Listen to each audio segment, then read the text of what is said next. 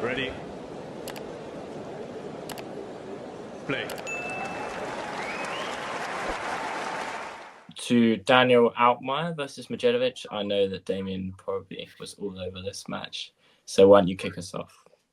Yeah, I mean, it was a bit of a tough watch because after the third game, Medjedovic is already getting some attention from the physios, points to his heart, gets, some pills, blood pressure and everything gets tested.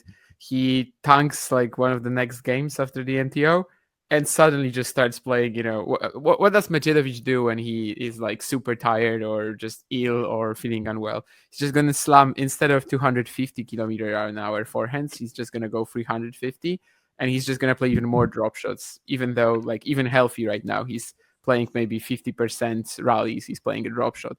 So for a while it was working, but obviously the last two sets, they were a bit of a farce. I mean, they weren't really a tennis match. I'm surprised he kept going because it made literally no sense. But even the penultimate game, he saves a few match points. He gives the crowd something. So, you can't say that he didn't give it a go, but it was a very weird match for sure. And then Altmaier just kind of needed to, wait him out, survive.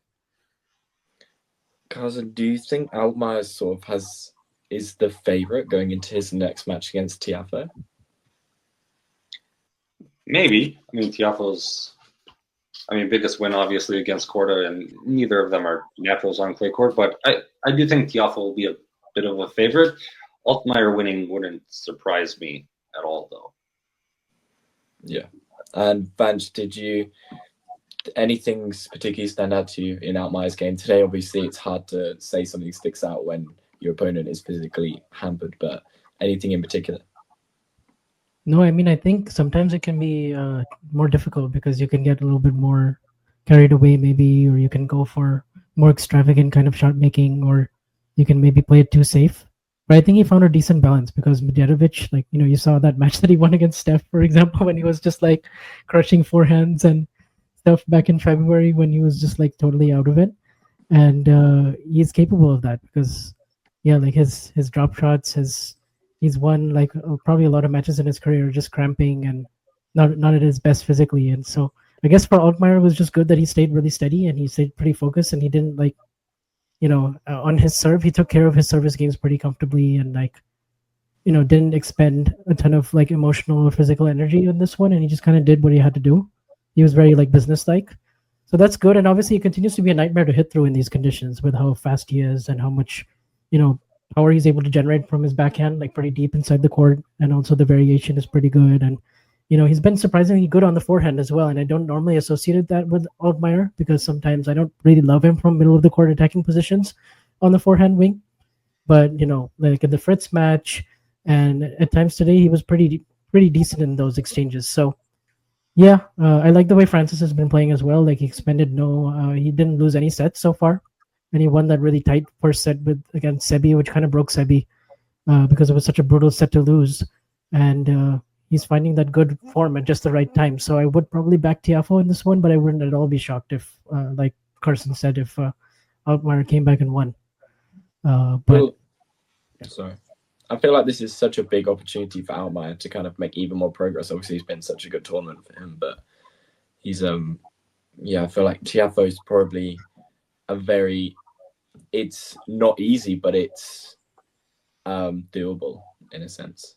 But going back to what you said about Medjedovic and Altmaier kind of taking care of his serve, like you saw in the Tsitsipas match in Doha, that Medjedovic was obviously injured, and then like Tsitsipas completely just imploded, and Medjedovic was just landing all the forehands, was serving bombs, and Tsitsipas. But that was 2 games, right? And he needed to win 3 sets. That was the main issue. No, exactly. But like it's the same sort of reference. Yeah.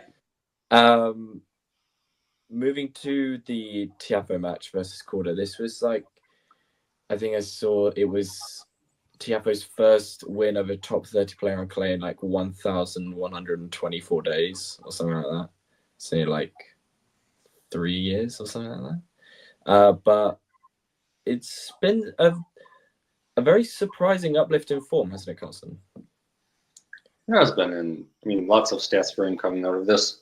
Clay is not his favorite surface by any stretch of the imagination. It's not his favorite season of the year. But yeah, this was a really good win today. And yeah, after that first set, it kind of felt like everything was just going to go fairly easy for him. It was just a downhill run from that point. Especially that third set. Sebi didn't put up a ton of resistance, it felt like to me. Like it just felt very straightforward at that point that Francis was going to get this win and move on. Yeah, and is that kind of surprising that there wasn't really that much resistance from well, said resistance from Korda in sets 2 and 3, Damien? I suppose, but Tiafoe, I mean, he won 9 sets at this event. All his matches were just so. I mean, there was literally nothing happening, no drama whatsoever. So I've barely watched him, to be honest with you. And I'd actually changed my pre-tournament idea that probably the winner of like Medjedovic against, I don't even know who I guess I had Altmaier there, of the winner of Medjedovic Altmaier making the quarters. I think Francis might easily do it now. Hamad probably matched up better against him than Daniel does. The way that Altmaier like unloaded the power of Fritz, and let's say could have done it against Medjedovic because we didn't really get to see that much. I don't think it works against Francis as much. Like he's not gonna blindly attack him like that. He's got so much more variety and so physical as well. I'm kind of buying into the Tiafoe hype without watching him, so I think he might make the quarters here. But I do see also like the merit of a potential Musetti Altmaier match. That would be like a clone war in a way. Like they both try to do the same thing, of course one-handers, but also just try to do the same thing, playing from 2 meters behind the baseline and like slowly moving up. And I don't know who would, be there first in that. So I see the merit in that too, but I'm kind of siding with Francis right now. Does this sort of form bode well for Francis's rest of the season, bench?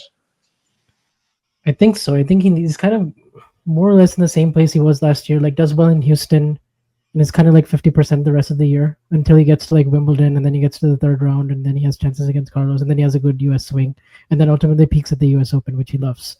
So if he can have one good showing before Wimbledon this year, and kind of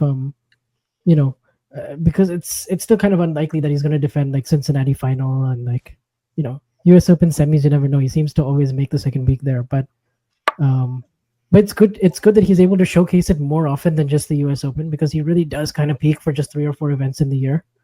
So he is kind of able to bring his attacking game style, crushing and rushing returns, and like waiting for just the right balls and playing very, very aggressively, almost like it doesn't matter that it's on clay.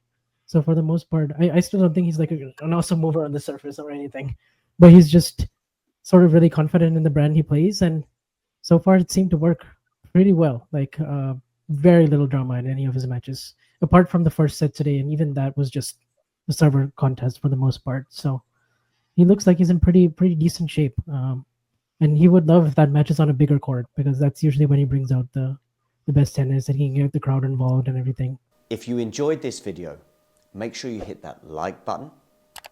Don't forget to subscribe and click that notification bell so you don't miss out on all things tennis.